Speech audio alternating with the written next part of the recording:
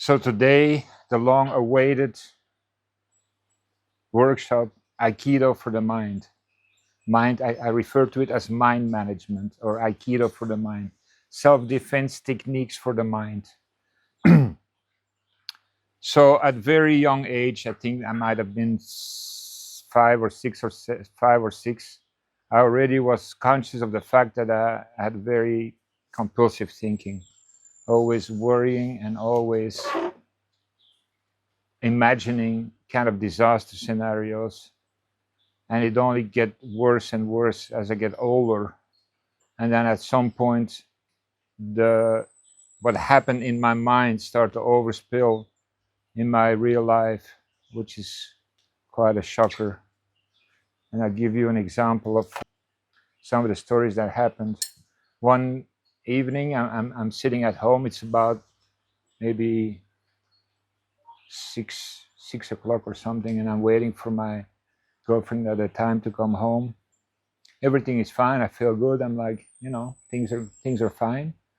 Comes 6:20 around, and she told me she's going to be home by 6. So now it's 6:20. The first thing I go like, okay, something happened. But it's not only the fact that I think something happened, it's the visual that comes with it. So the first thing I see is a car accident, quite graphic. I'm actually on the scene as a third person, and I see a firefighter cutting her out of the wreckage, putting on a stretcher, doing CPR, and she didn't make it. And then the next visual I get is like a slideshow, PowerPoint. The next visual I see is that I'm at her funeral. So very disturbing images and very disturbing emotions. So I try to basically get a hold of myself, catch myself as I'm doing accelerated free fall. So I tell myself, maybe she's not in an accident. She's not in an accident. Maybe she's not in an accident. And then I kind of calm myself down. And then this guy, he goes, yeah, maybe she's not in an accident. Maybe she's with another guy. So then I get all the visuals from that. Then I wish she was in an accident. No, I'm just kidding. Okay. No. Kind of, yes. No. Oh, brutal stuff. So I'm just being a ball in a pinball machine, and I'm just going on this roller coaster. And then she comes home and she's all happy and she goes, "Hi, honey, I'm home." And I just lose the plot. I just lose the plot. And she gets very upset and she starts crying. She runs upstairs and takes all her belongings and leaves. And that was the last time I saw her. And that's the story of my life. Because that happened not once, but a couple of times with different people. So what happened between 6 o'clock in the evening when I'm totally fine and 6:25 when my worst nightmare has actually manifested itself, has become reality. Now it's not in my mind anymore. She's gone. And then, of course, total devastation afterwards, because this is the thing I always feared the most, and now it has actually happened. And of course, she was right for leaving, because who wants to be with such a nutcase, So this concept of compulsive thinking and excessive worrying and visualization has kept me very occupied and on the brink of total alienation, also including alcohol and narcotics, trying to deal with my monkey on my shoulder. So at some point about 25 years ago, I thought maybe I should spend the rest of my life trying to figure this stuff out and trying to come up with something that could diminish or maybe reverse that condition. When I was suffering from it in the early days, I thought I was the only person on the planet who had this condition. I was convinced I had a very serious mental illness, and I thought I was the only one that had it. I could not imagine that anybody else would have the same condition. But then, as we know, I mean, we all have it, kind of, and there's so many thousands, hundreds of thousands of people who also have it. So it's actually quite a common occurrence. And interestingly enough, now with science, and technology and measuring equipment, they can measure brain frequencies and all that stuff. And they have figured out that we have about between 60 to 80,000 compulsive thoughts in a day, 24 hours. I mean, that is just a lot, almost like every second. And that 80% to 90% of these thoughts are in a negative connotation, in a negative framework. It wouldn't be so bad if we had 60,000 positive thoughts in a day. And another thing that they found out is that 95% of the thoughts that we have are repetitive. So it's basically grinding over and over and over on the same topic. Not to speak of the amount of energy that requires just in brain processing power, energy that we already don't have because of that. So in the early days, always back to my analogies, I was trying to visualize my mind, how that would look. And the first thing I thought of was a junkyard. Have you been in a junkyard? You know a junkyard, where they have old cars and they stack them up, like before they crush them. Junkyard. When I thought at the representation of my mind, I could see that picture of a junkyard. And junkyards are pretty hectic. They're very loud. There's always a lot of noise going and a lot of stuff going on. And there is scrappy dogs running around and puddles, water. Even in the midst of summer, there's always puddles for some reason. And I thought, that is my mind. That is just complete chaos and shit stacked up, whatever, 6 high, and absolute completely disorganized. So I found that to be a good analogy of my mind.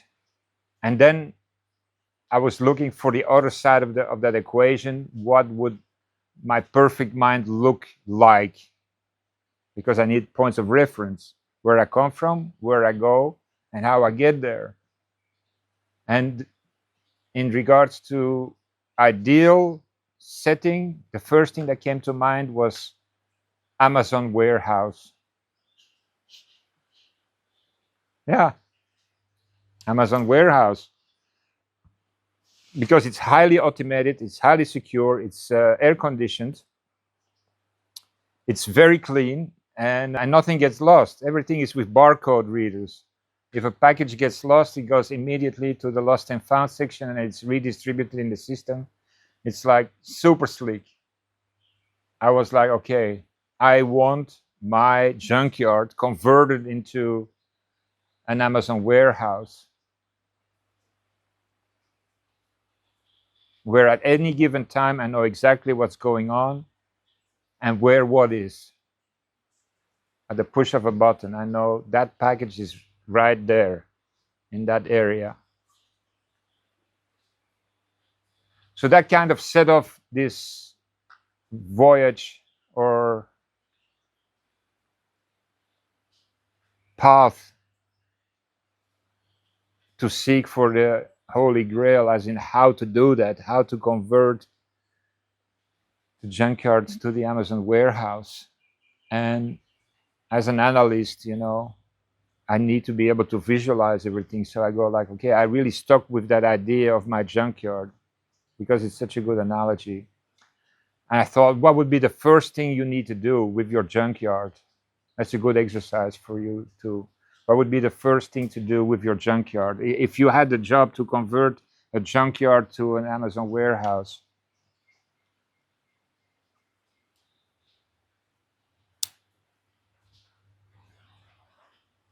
because these steps are exactly the same steps that we need to do, that we need to go through. So the first thing I thought of was actually inventory.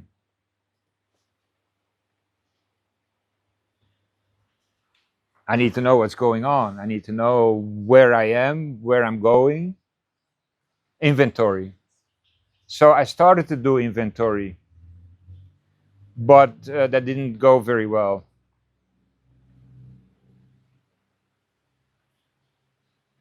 Because as I was counting my wreckages, people dumped more behind my back.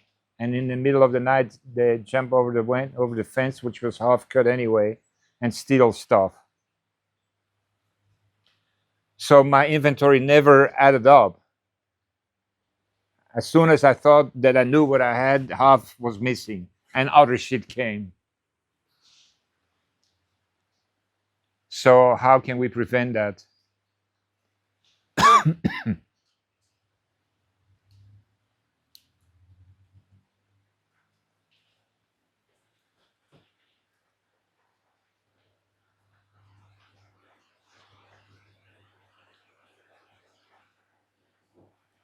What would you do if people jump over the wire and or steal stuff behind your back or dump stuff behind your back? Build up the wire. Of course, it's called perimeter.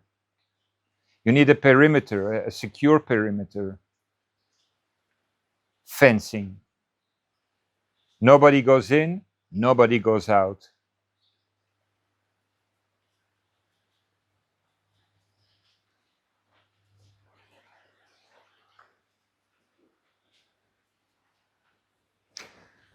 This is exactly what is happening here, because you are here in a secure perimeter. Nothing comes in, nothing goes out, and you can't go anywhere, and you don't have access to anything. So you're basically locked in. And that inventory we are doing, you did one this morning, and you did one last week with the 8 domains. That's inventory.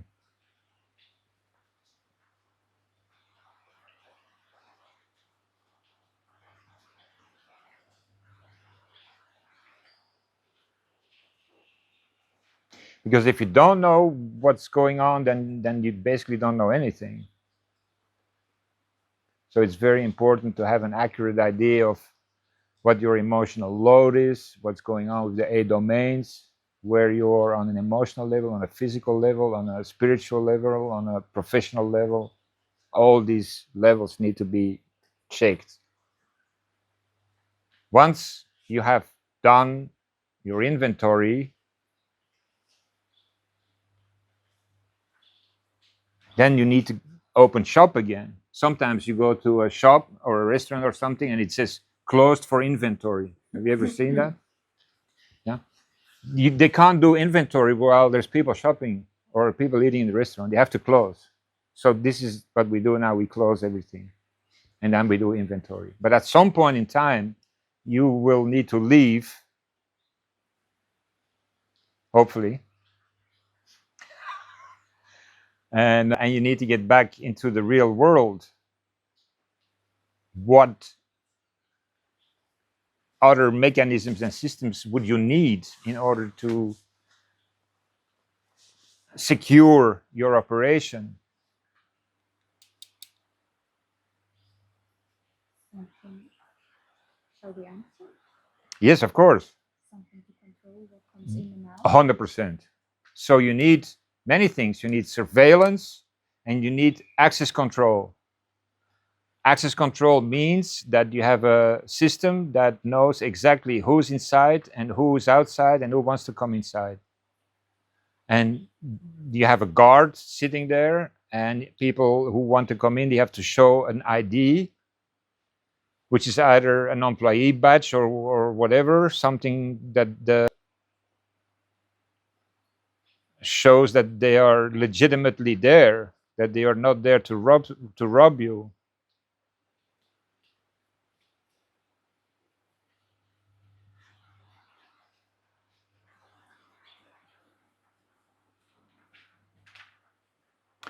Everything hinges on the access control. Everything hinges on the access control, because there is forces on the outside that want to go inside and rob you blind, screw with your mind, dump stuff on you, all kinds of other stuff. And of course, you can't allow it and you can't afford it. So the better your surveillance system and the better your access control is, the more peace of mind. If you're checking on the front gate who's coming in, and there is a big hole in your back fence and they can just come in and do whatever they want, your access control system is of very little use.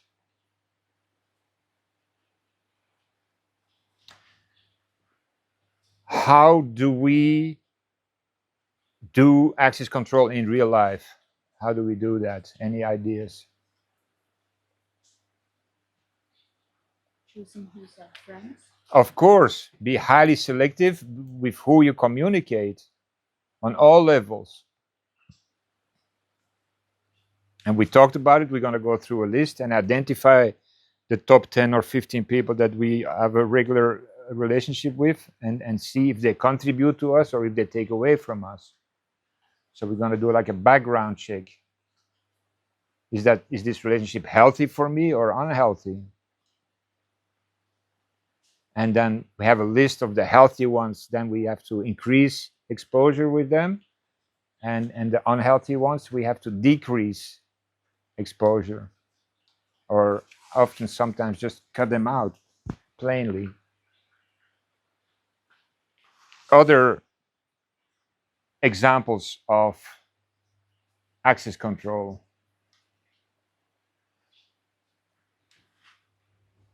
phone, especially media, BBC, CNN, Al Jazeera, just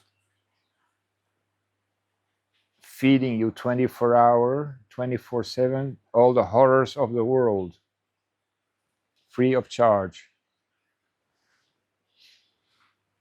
So be much more selective in terms of your exposure to media, to social media, to press, to all these channels that bring very little added value to you, especially for us.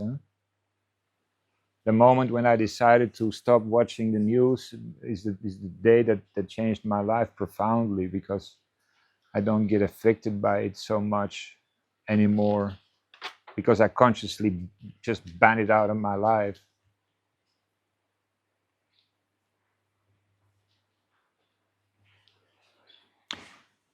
So I started working on all these things, and it looked promising. I was like, looks like I'm onto something. And then back in the day, my yoga teacher, at the same time, she said, "Hey, I have a good book for you." And it was Byron Katie, The Work, which we're gonna discuss in detail. And I started reading the book, and I got instantly very upset.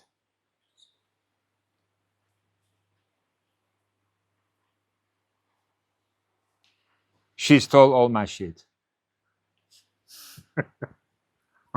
That's the first emotion that I had. I was like, fuck, she copied all my shit. Or would it be the other way around? And then I thought, wow, she's got a lot of, fantastic stuff. And then I stopped my work and just jumped to the work from Byron Katie, and used it as a baseline for all Aikido, for the mind and the mind management stuff that we've been doing.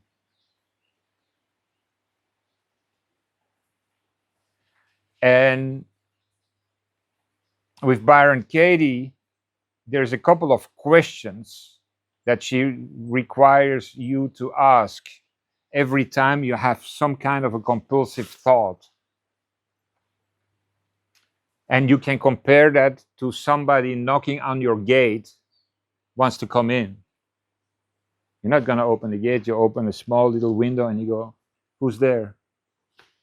And they're going to go, whatever. Show me your ID. Double check. And if you're sure that this is a valid person with good intention, yeah, you can allow them in. If they're not, you leave them outside. So the first question that one needs to ask themselves is this true?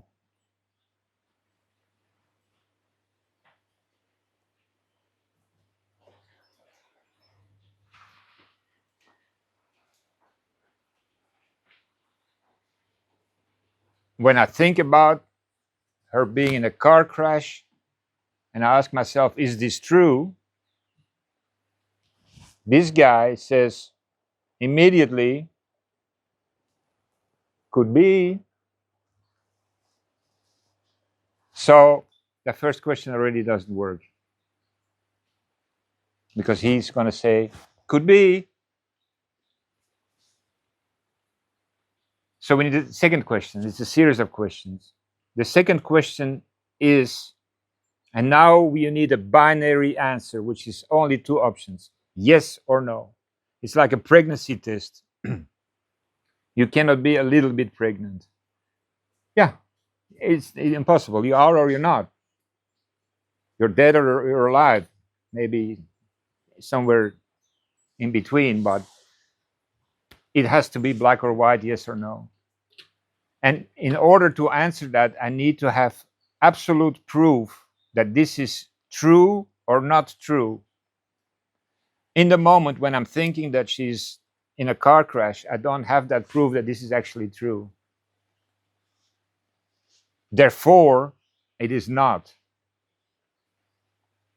Therefore, sorry, you have no access. So you close the little thing. You need a high level of awareness and mindfulness to do these exercises, huh? But they work if you think about doing them. So in the beginning, you get overrun by, let's say, 100 thoughts, and you can catch one. You can go, oh, I got you. But the other 99, they just run over you. And then it's by practice, the same thing with many other things, with yoga and Muay Thai and learning a language and learning martial arts, step by step, and it's a steep learning curve. But I still remember the first thought that I arrested. I still remember that today. I was like, I got you. Yeah.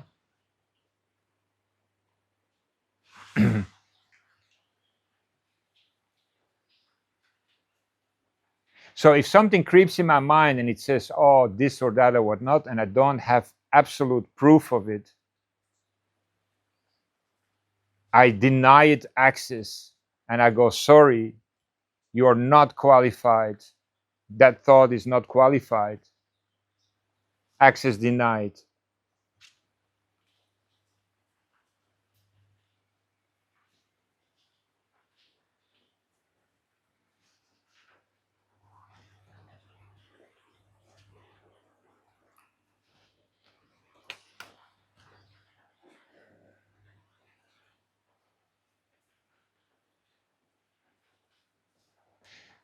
If I would be able to successfully apply this method to my thoughts, I would be able to get rid of 99% of the shit in my head, like instantly.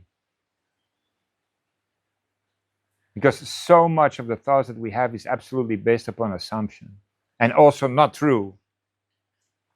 Because of all the times of a million times that I thought that she was in an accident, she never was actually, ever.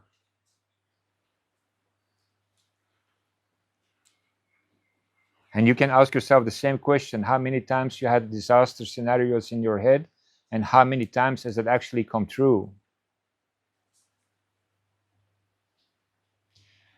Well, that depends, because some of them came true every single time.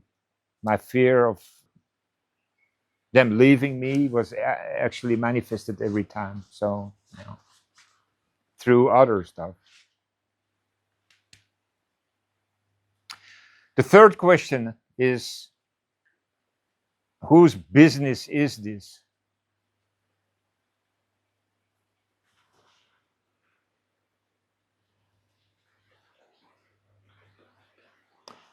And we see often that we get emotionally involved with things that are not our business.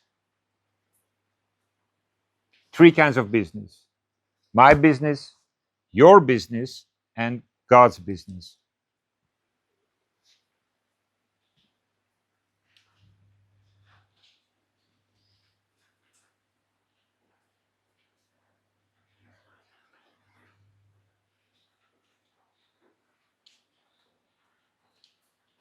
When I wake up in the middle of the night and I worry about human trafficking and child prostitution and name it, the wars in the world, me worrying about it doesn't help one single person on the planet at all. On the contrary, it takes away my serenity and it undermines my quality of life and my mental health. I came up with the concept of rules of engagement. I cannot think about things that are not my business, that I'm not personally, physically involved with.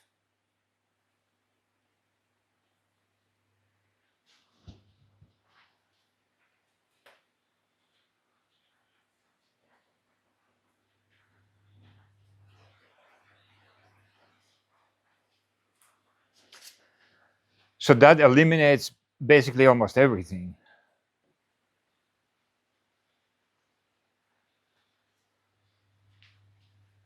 So the thing is now, if you want to be emotionally involved, you have to be physically involved.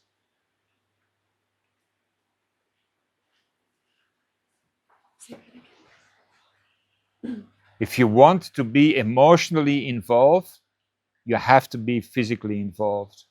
So if you care that much about child trafficking or whatever, get working as a volunteer or as whatever, become a cop or an investigator or a reporter or whatever, and work on that subject, on that topic.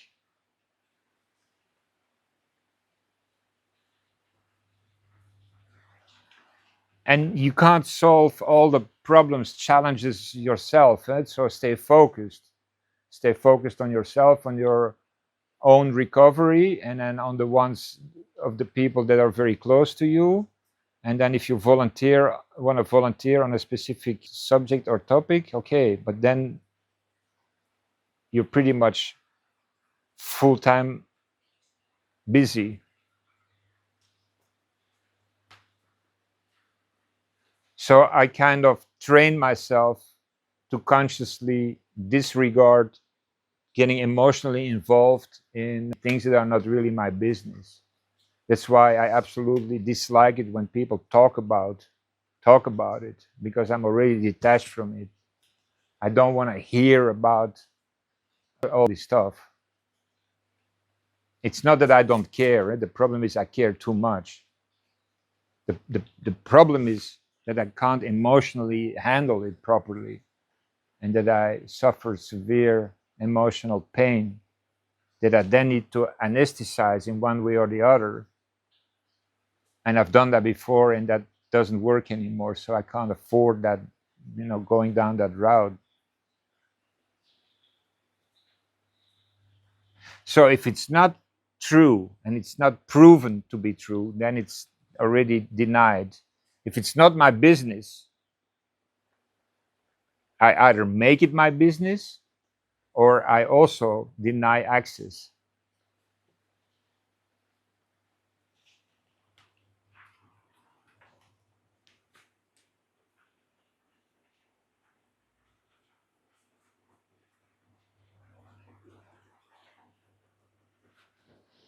Then there's two other questions. Who would I be without that thought?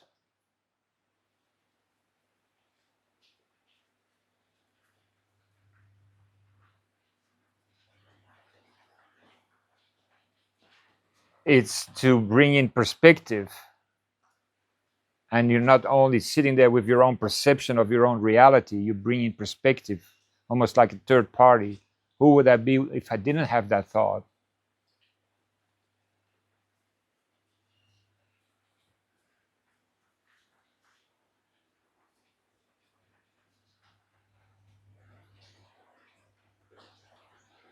And there's a variation of that. What would I be if I believed that thought? Or who would I be if I believed that thought? It's just, it allows you to create some distance between the thought itself and yourself, and you're not completely controlled by it or immersed in it.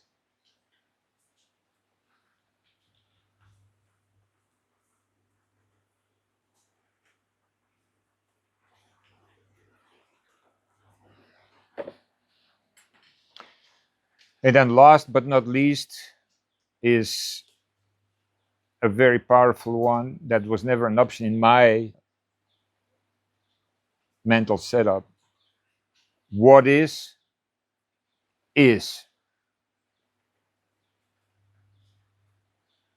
to accept the fact, unconditional acceptance of that situation. And this comes back to the serenity prayer, eh? The serenity to accept the things I cannot change.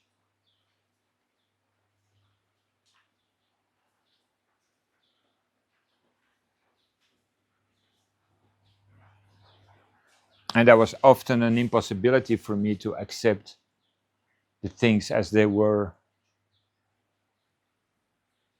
I just go, sorry, I don't accept that, which caused the whole series of all kinds of situations, because there's nothing you can do about it. But even that I wouldn't accept. So you spend all this energy and upset all these people, including yourself, and all these dynamics that are not very happy or friendly for no good reason. If I go to the restaurant and I ask for my tenderloin and they tell me it's not there, I'll just won't accept that. Now I do, obviously, but back in the day I wouldn't. I would go like, call the manager, call your boss, call the butcher. I don't care. I need what I came for. Of course, that is not that is not the way to go about things. The weather is another good example of things that you absolutely can't change. People get upset about it all the time. They complain about it all the time. Oh, it's too hot, it's too cold, it's too wet, it's too dry. It's never I hear people maybe, compare this like 2% to the 98% when people are complaining about, in comparison to how often you hear people complaining and how often you hear people say, oh, fantastic, great weather, super. But again, for the same token, it's all that energy that you put into all that negativity all the time, and complain and blame and feel miserable about all these things that you absolutely can't change. So Byron Katie is a fantastic tool to help you with disarming the onset of compulsive thinking. The issue is there is a very small window between the thought entering your mind and the thought solidifying into a concrete pillar, and it becomes then factual for you. That window is very short. Can you see that? So you have to be very awake and on the ball, because if the guard is sleeping and the door is open, then there is no point of having a guard at all.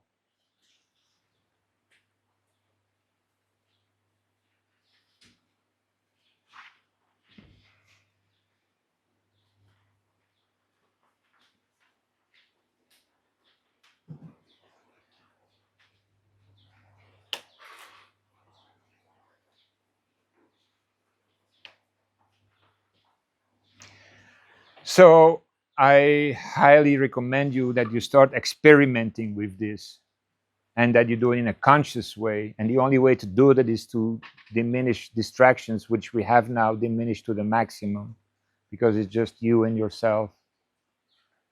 And every time you have a thought entering your mind, you think about this question: is this true? Is this really true? Whose business is this? Who would I be without this thought? Who would I be if I believe this? What is? And you will see, if you have the ability to apply that properly, that 95% of all this madness in your head is just locked at the entrance door. As soon as you open the door and the stuff starts spilling in, then it's very, very difficult to control.